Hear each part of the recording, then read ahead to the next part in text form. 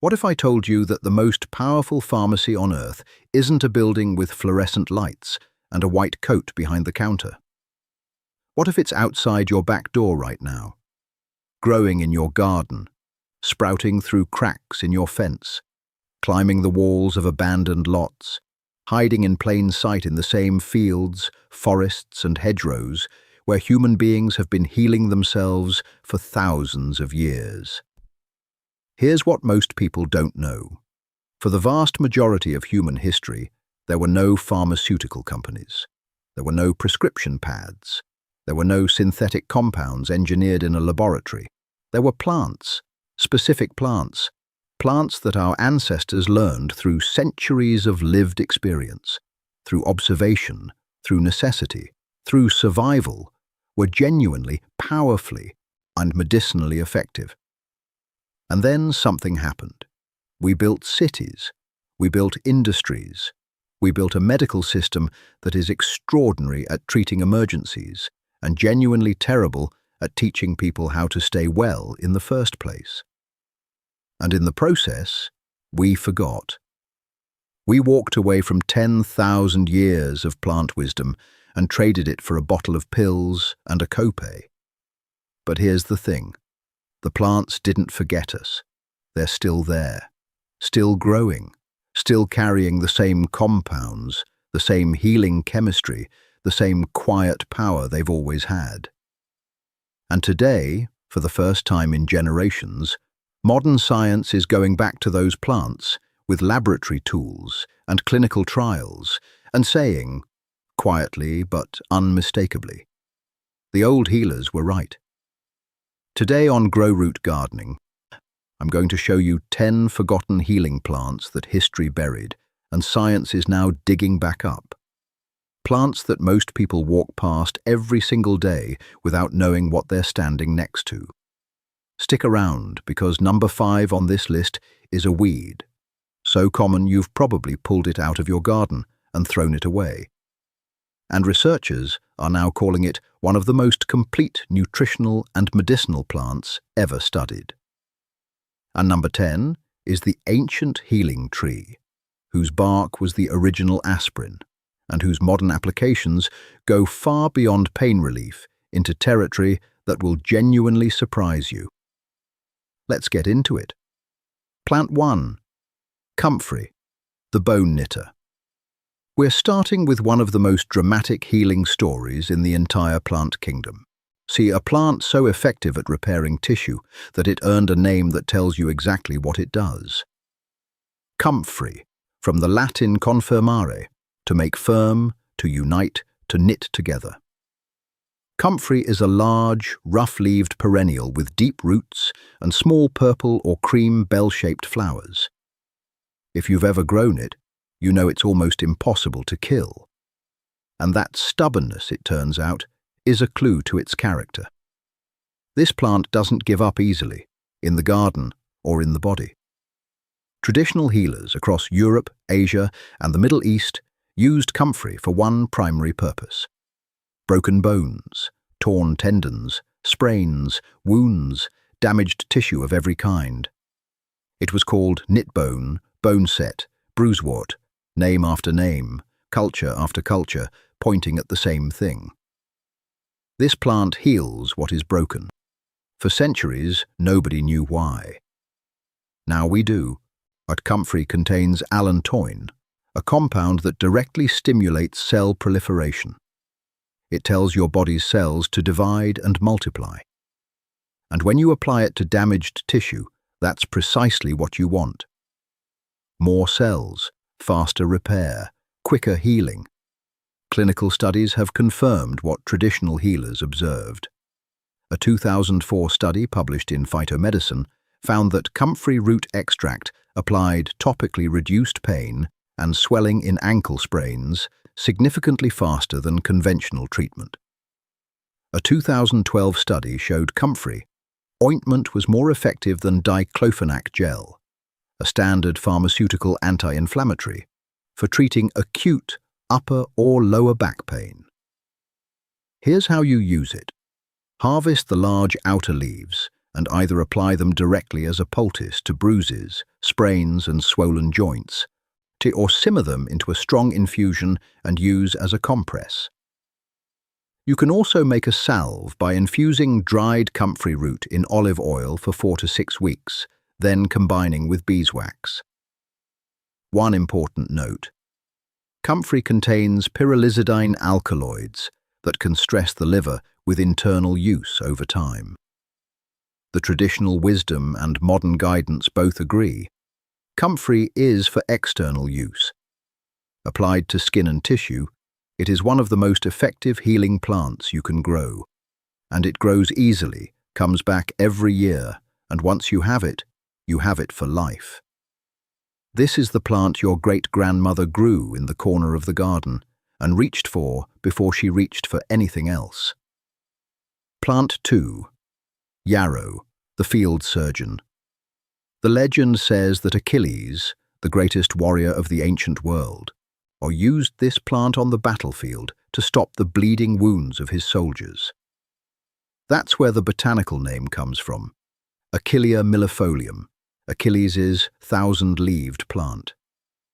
Whether or not you believe the legend, the reality is extraordinary enough on its own. Yarrow is one of the oldest medicinal plants in the archaeological record. Neanderthal burial sites in Iraq dating back 60,000 years contained yarrow pollen alongside other medicinal plants, suggesting that even our pre-human ancestors understood this plant was something special. It appears in the medical traditions of ancient China, ancient Greece, ancient Rome, indigenous North America, medieval Europe. Every culture that encountered yarrow reached the same conclusion. This plant stops bleeding. This plant fights fever. This plant heals wounds. Each modern analysis tells us exactly why.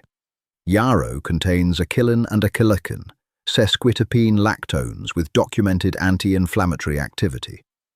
It contains flavonoids including apigenin and luteolin with antispasmodic effects, which is why it's been used for centuries to relieve menstrual cramps and digestive cramping. And critically, it contains compounds that have a dual and seemingly paradoxical effect on blood. Applied externally to a wound, yarrow causes vasoconstriction. It tightens the blood vessels and slows bleeding. Taken internally as a tea, it has the opposite effect. It dilates vessels slightly, promoting circulation and reducing blood pressure. The ancients used both effects without understanding either one. They just knew that yarrow packed into a wound stopped bleeding, and yarrow tea brought down a fever. Whilst the mechanism didn't matter, the result did. Here's how you use it. For wounds and cuts, pack fresh crushed yarrow leaves directly against the bleeding area. It will slow and often stop bleeding within minutes. For fever, steep a strong tea from the fresh or dried flowers and leaves. Drink hot, then get under blankets. The diaphoretic effect will help break the fever through sweating. For digestive cramping, a gentler yarrow tea drunk, warm after meals, is one of the most reliable traditional remedies there is. Yarrow grows wild across almost every temperate region on Earth. It's the flat-topped white or pale pink flower you see growing along roadsides, in meadows, at the edges of fields. Once you learn to identify it, you will never be able to stop seeing it. And you'll never look at a roadside weed the same way again. On plant 3, elderberry, the immune fortress. If you've spent any time in natural health circles in the last decade, you've probably heard of elderberry. Syrups, gummies, lozenges, elderberry has become a mainstream immune supplement. But here's what most people selling you those gummies don't tell you. The elder tree, Sambucus nigra, has been used as a complete medicine cabinet for thousands of years. The flowers, the berries, the bark, the leaves, every part of this tree was used, for different purposes, by healers across Europe and the Americas. Hippocrates, writing in ancient Greece, called the elder tree his medicine chest. There are written records of elder being used medicinally, stretching back nearly 3,000 years without interruption. Our modern science has spent the last 30 years catching up to what Hippocrates already knew. Elderberries are extraordinarily rich in anthocyanins, the deep purple-black pigments that are among the most potent antioxidants found in any food. But the truly remarkable research is around viral activity. A 2016 randomized controlled trial, published in Nutrients, found that elderberry supplementation reduced the duration of colds in air travelers by an average of 2 days and significantly reduced symptom severity. A 2004 study found elderberry extract reduced the duration of influenza by an average of 4 days compared to placebo. The mechanism appears to be twofold. The flavonoids in elderberry bind to and block viral surface proteins, literally preventing viruses from entering your cells. And the anthocyanins stimulate cytokine production, the immune signaling molecules that coordinate your body's defense response. This is not folk medicine wishful thinking. This is peer-reviewed clinical evidence. Here's how you grow and use it. Elder is a large shrub or small tree that thrives in almost any temperate garden. It grows fast, produces abundantly, and is beautiful in flower. Harvest the dark, ripe berries in late summer. Never eat them raw, as they contain mildly toxic compounds that cooking neutralizes. The traditional preparation is elderberry syrup. Simmer the berries with water, honey, ginger, and cinnamon until reduced and rich. Take a spoonful daily through winter. For the flowers, which are anti-inflammatory and gently diaphoretic, perfect for early-stage colds and fevers. Make elderflower tea or elderflower cordial from the flat cream flower heads in early summer. One elder tree in your garden gives you medicine for the whole year. And once you taste elderberry syrup you've made yourself, you'll understand why this tree has been called a blessing for 3,000 years. Plant 4. Lemon balm, the calm keeper. This one might be growing in your garden right now. And if it is, you might be treating it as a nuisance, something that spreads a little too enthusiastically, smells pleasant when you brush against it, and doesn't seem to do much. You may have been sitting next to one of the most effective natural anxiety and sleep remedies ever studied without knowing it. Lemon balm, Melissa officinalis, is a member of the mint family with soft, crinkled, lemon-scented leaves and tiny white flowers beloved by bees. The name Melissa comes from the Greek word for honeybee. It's been cultivated in European gardens for over 2,000 years. Medieval monasteries grew it specifically for its calming and mood-lifting properties. Paracelsus, the great Renaissance physician, called it the elixir of life. And generations of herbalists prescribed it for what they called nervous complaints: anxiety, insomnia, palpitations, and low mood. Modern neuroscience is validating every one of those ancient prescriptions. Lemon balm contains rosmarinic acid, which inhibits GABA transaminase, the enzyme that breaks down GABA, your brain's primary calming neurotransmitter. In practical terms, lemon balm gently raises GABA levels in the brain, or producing a calming effect without sedation or dependency. It also contains eugenol with analgesic properties, and terpenes including citral and linalool with documented anxiolytic effects. A 2014 study found that lemon balm extract significantly reduced anxiety and insomnia in people with mild to moderate anxiety disorders. A 2004 randomized controlled trial showed lemon balm improved mood and reduced anxiety in healthy volunteers within hours of a single dose. And unlike pharmaceutical interventions for anxiety, there is no evidence of dependency, tolerance, or significant side effects at normal doses. Here's how you use it. The simplest preparation is the best one. Steep a generous handful of fresh lemon balm leaves in just boiled water for 10 minutes. Drink 1 cup in the evening for sleep, or 1 cup during the day when anxiety is running high. For a concentrated preparation, make a strong infusion and combine with honey into a syrup you can take by the spoonful. You can also add lemon balm generously to food. It pairs beautifully with fish, chicken, and salads, meaning you can incorporate its calming chemistry into meals without it feeling medicinal at all. This is the plant that medieval monks grew to keep their minds clear and their hearts calm. In a world where anxiety disorders are the most common mental health condition affecting hundreds of millions of people globally, often treated with medications that carry serious dependency risks, lemon balm sitting quietly in your garden feels less like a herb and more like a gift. Plant 5. Plantain, the overlooked miracle weed. Stop what you're doing for a moment. Think about your garden path, your lawn, the cracks in your pavement, the edges of your driveway. There is almost certainly a plant growing there right now with oval ribbed leaves that lie flat to the ground in a rosette pattern. You've probably pulled it out dozens of times. You've probably called it a weed. What you've been pulling out and throwing away is one of the most comprehensively medicinal plants on the planet. And this is the one I promised you at the beginning. Plantain. Plantago major or Plantago lanceolata, broadleaf or narrowleaf, both species, same extraordinary properties.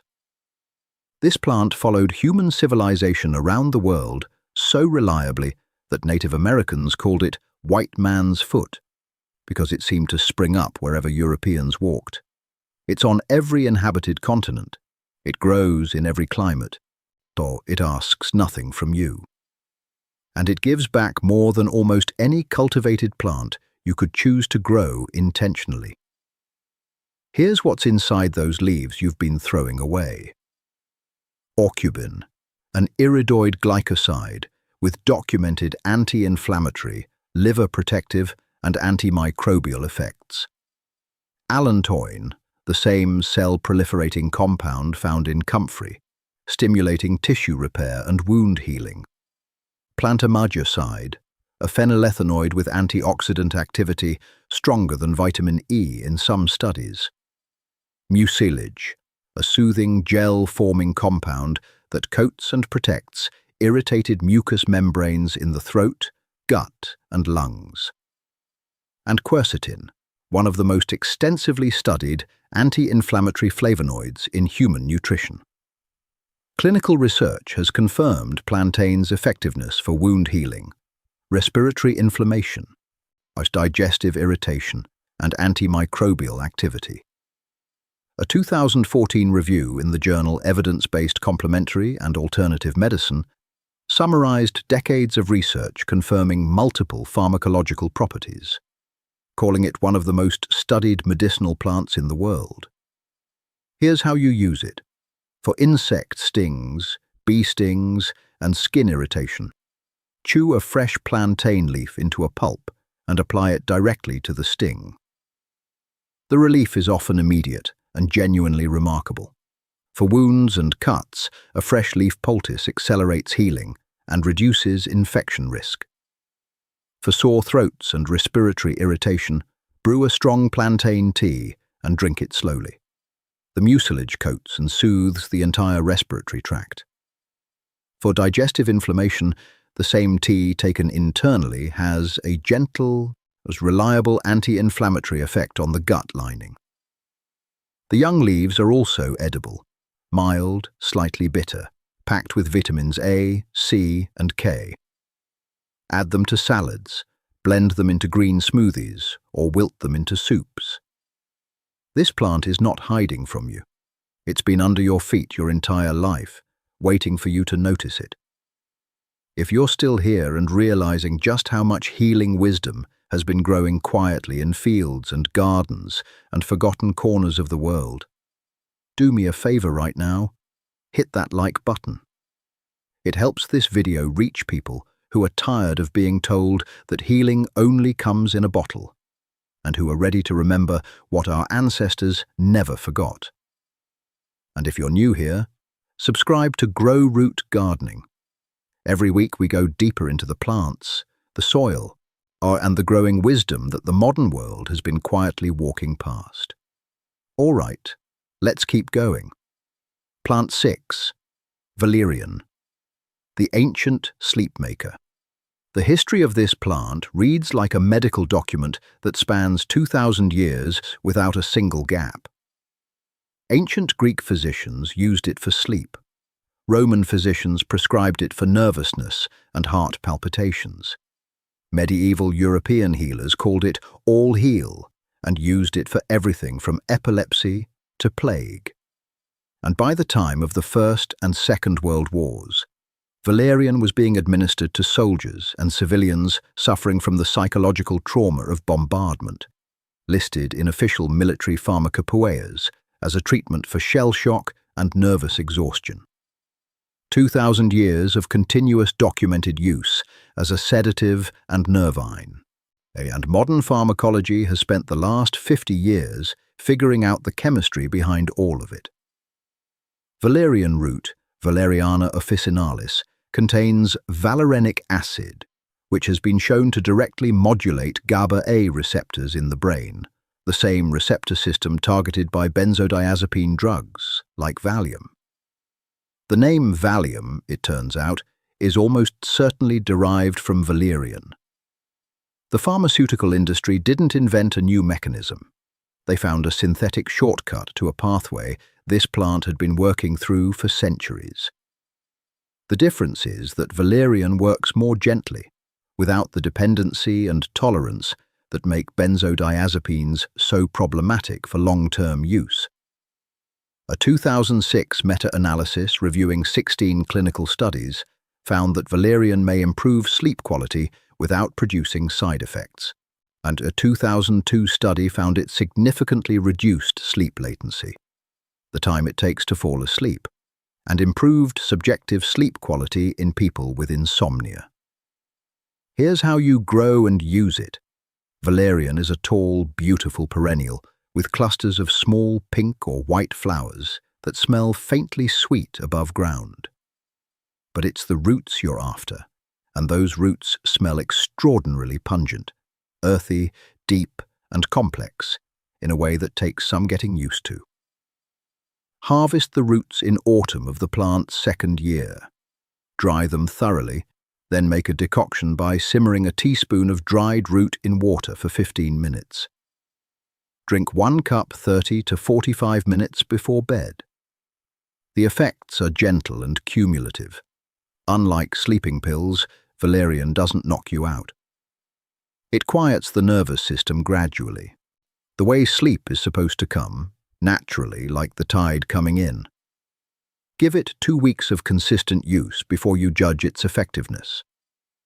2,000 years of insomniacs found their way to sleep with this root. You can too. Plant 7. Calendula, the skin healer. Walk into any apothecary in medieval Europe and you would have found this plant in virtually every preparation. Skin salves, wound washes, anti-fever teas, eye compresses, digestive bitters. The bright orange and yellow flower that blooms continuously from summer through the first frosts was so valued for its versatility that herbalists called it the herb of the sun, Calendula officinalis. Most people who grow it today grow it as a cheerful annual flower and have no idea they're cultivating one of the most effective topical healing plants ever documented. Modern dermatological research has validated the traditional use so thoroughly that calendula is now an active ingredient in pharmaceutical-grade wound care products and clinical oncology skincare. Let me say that again. Clinical oncology. Calendula preparations are used in cancer treatment centers to manage radiation-induced dermatitis because the evidence for its skin-healing properties is that strong. Here's what's doing it. Calendula flowers are extraordinarily rich in triterpenoid saponins, particularly oleanolic acid glycosides, which stimulate collagen production and accelerate wound closure. They contain flavonoids including quercetin and isohamnitin, with anti-inflammatory and antimicrobial effects. And they contain carotenoids, the pigments that give the flower its vivid orange color, which are potent antioxidants that protect skin cells from oxidative damage. A 2013 randomized controlled trial, published in the Journal of Clinical Oncology, found that calendula cream was significantly more effective than trolamine, a standard pharmaceutical preparation, for preventing acute dermatitis during radiation therapy. For a plant extract to outperform a pharmaceutical product in a clinical oncology trial is extraordinary. Here's how you use it. The preparation is simple and timeless. Pack fresh or dried calendula flower heads into a glass jar and cover completely with olive oil. Leave it in a warm, sunny spot or a low oven for 4 to 6 weeks, shaking daily. Strain, combine the infused oil with melted beeswax to make a salve, and you have one of the most effective skin healing preparations that exists for cuts, scrapes, burns, eczema, chapped skin, and wound care. Calendula is also one of the easiest plants in the world to grow. Direct sow seeds in spring. Water occasionally. It will reward you with months of continuous bloom and medicine from first harvest through first frost. The sun herb, growing in full light, giving generously, healing everything it touches. Plant 8, holy basil, tulsi. The stress destroyer. Most of us know basil from the kitchen, the sweet Italian variety we tear over tomatoes and fold into pasta. But there is another basil, older, more complex, more medicinally powerful, that has been at the center of traditional Indian medicine for over 3,000 years. Holy basil, tulsi, Oxymum tenuiflorum. In Ayurvedic medicine, and tulsi is not simply a herb. It is classified as an adaptogen, a plant that helps the body adapt to stress, resist illness, and maintain equilibrium across all its systems. Tulsi was planted around temples, kept in homes, given as medicine for fevers, infections, anxiety, respiratory illness, and metabolic disorders. For 3,000 years, it was one of the most important plants in the Indian subcontinent. Western science discovered it relatively recently and has been making up for lost time with an impressive body of research. Tulsi contains eugenol, a powerful anti-inflammatory compound also found in cloves. It contains ursolic acid with documented anti-tumor, anti-inflammatory, and liver protective effects. It contains osimumicides A and B, compounds unique to this plant that have been shown in animal studies to reduce elevated cortisol levels and normalize stress hormone responses. And it contains a rich array of volatile oils with documented antimicrobial activity against bacteria, viruses, and fungi. As an adaptogen, the clinical research is compelling. A 2012 randomized controlled trial found that holy basil extract significantly reduced anxiety, stress, and depression scores compared to placebo. Studies have shown tulsi can reduce fasting blood glucose levels in diabetic patients. Research has documented its effectiveness as an immunomodulator. It doesn't just stimulate or suppress immune response, it regulates it, helping the body find the correct level of response to threat. Here's how you grow and use it. Holy basil is easy to grow from seed as an annual in any temperate garden, or as a perennial in warm climates. It grows faster than Italian basil, is more drought-tolerant, and produces abundantly. For daily use, the simplest preparation is the best one. Steep a generous handful of fresh leaves in hot water for 10 minutes and drink as tea. It tastes complex and slightly spicy, somewhere between Italian basil, clove, and pepper. Drink it daily through stressful periods. 3,000 years of Ayurvedic wisdom and a growing body of clinical evidence agree. If stress is the modern epidemic, Tulsi may be the oldest answer we have. Plant 9. Feverfew, the migraine warrior. This one has a story that demonstrates perfectly how the gap between traditional plant medicine and modern pharmaceutical medicine sometimes closes in the most unexpected way. In the 1970s, a Welsh doctor named Stuart Johnson noticed something interesting. His wife, who had suffered from severe chronic migraines for years, began chewing a few leaves of a garden plant every day. Her migraines stopped. Dr. Johnson, intrigued, began asking other migraine sufferers if they'd tried the same plant. The results were consistent enough that he published a report that triggered formal clinical investigation. That plant was feverfew, Tanacetum parthenium, a cheerful or daisy-like plant with feathery yellow-green leaves and a strong bitter scent that had been used in European folk medicine for centuries, primarily for fevers, as the name suggests, but also for headaches, menstrual irregularities, and inflammatory conditions. What the research revealed was remarkable. Feverfew contains parthenolide, a sesquiterpene lactone that inhibits platelet aggregation and the release of serotonin from platelets. And it's the rapid release of serotonin from platelets that is now understood to be a key trigger in migraine initiation. Parthenolide also inhibits NF-kappa B, one of the most important inflammatory signaling pathways in the human body, with implications not just for migraines, but for a wide range of inflammatory conditions. A 1988 double-blind placebo-controlled trial published in the Lancet, one of the world's most prestigious medical journals, found that feverfew significantly reduced the frequency of migraines in chronic sufferers. A Cochrane review of clinical trials concluded that feverfew is likely to be effective in the prevention of migraine. Prevention, not treatment. This is important. Feverfew doesn't abort a migraine in progress. It reduces how often they happen and how severe they are when they do. That requires daily use as a preventive. And this is exactly how traditional European herbalists used it. Not as a crisis remedy, but as a daily constitutional taken consistently over months. Here's how you use it. Feverfew grows easily from seed or division, forming a bushy perennial with abundant, small daisy flowers. For migraine prevention, the traditional preparation is the simplest. Eat 2 to 3 fresh leaves daily.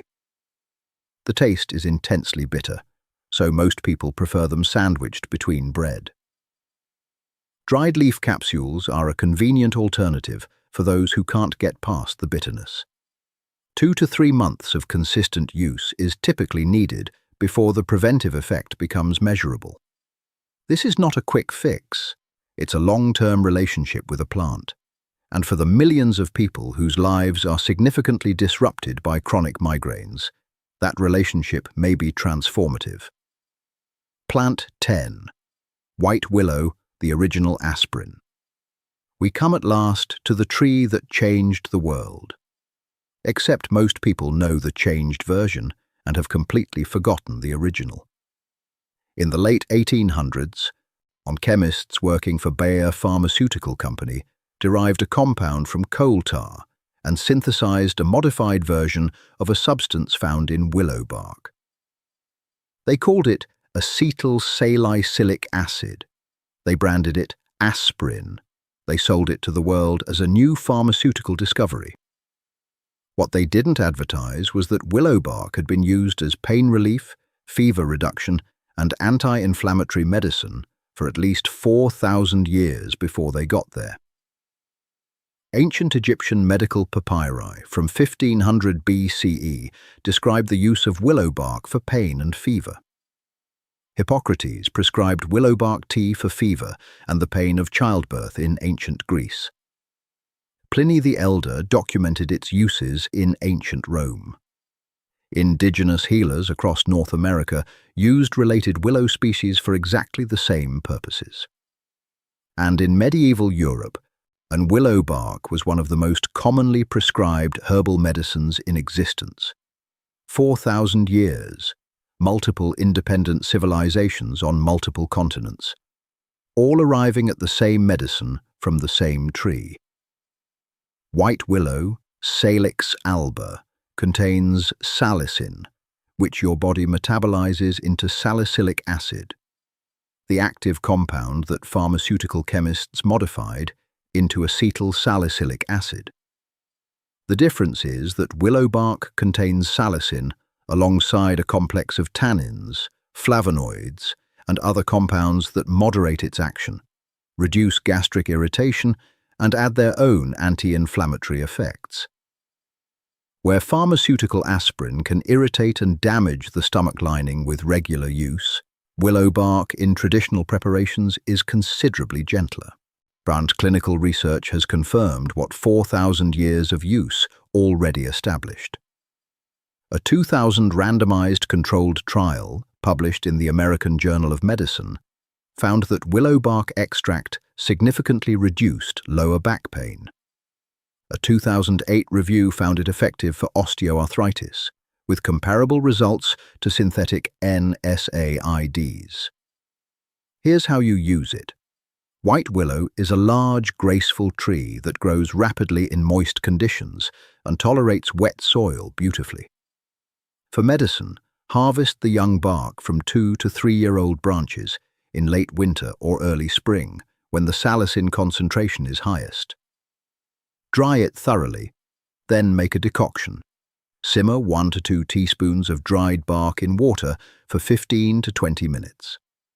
Drink up to 3 cups daily for pain and inflammation. The taste is strongly bitter and astringent. This is a medicine, not a beverage. But for people looking for a reliable anti-inflammatory and pain-relieving option that doesn't carry the gastric and cardiovascular risks of long-term pharmaceutical NSAID use, white willow is exactly what it has always been. The original, 4,000 years old and still working. 10 plants, 10 forgotten stories, 10 connections between the wisdom of our ancestors and the confirmation of modern science. And here is what strikes me most when I sit with all of this. These plants weren't discovered by accident. They weren't stumbled upon by a lucky herbalist who happened to chew the right leaf. They were identified, refined, and passed down through generations of careful human observation. Observation conducted by people who had no laboratories, or no mass spectrometers, no randomized controlled trials. Only their eyes, their hands, their patience, and their willingness to pay attention across lifetimes. They got it right. Not on everything, not always, but on these plants, with this evidence, across these cultures and these centuries, they got it right. And we forgot. We modernized, industrialized, synthesized, and patented. And somewhere in that rush forward, we left behind a library that our ancestors spent 10,000 years building for us. GrowRoot Gardening exists because we believe that library is worth reopening. Not to replace modern medicine, which is extraordinary when it is needed, but to reclaim the daily, seasonal, preventive relationship with the living world that kept human beings well for most of human history. Every one of these 10 plants can be grown in a home garden. Every one of them is legal, accessible, and documented. Every one of them is waiting. If this video gave you even one plant you're going to look at differently, one recipe you're going to try, one seed you're going to order this week, smash that like button. It tells us this kind of content matters and helps other people who are ready to reconnect with the healing garden find their way here. Drop a comment below and tell me which plant surprised you most. Was it plantain, the weed you've been pulling out for years? Was it white willow, the original aspirin hiding in plain sight for 4,000 years? Was it lemon balm sitting quietly in your garden carrying chemistry that rivals pharmaceutical anxiety treatments? I read every single comment, and I want to know which forgotten plant is coming back into your life first. Subscribe to GrowRoot Gardening if you haven't already. Every week we go deeper into the plants, the soil, the seeds, and the growing wisdom that the modern world has been quietly walking past. You deserve to know this, and we are here every single week to make sure you do.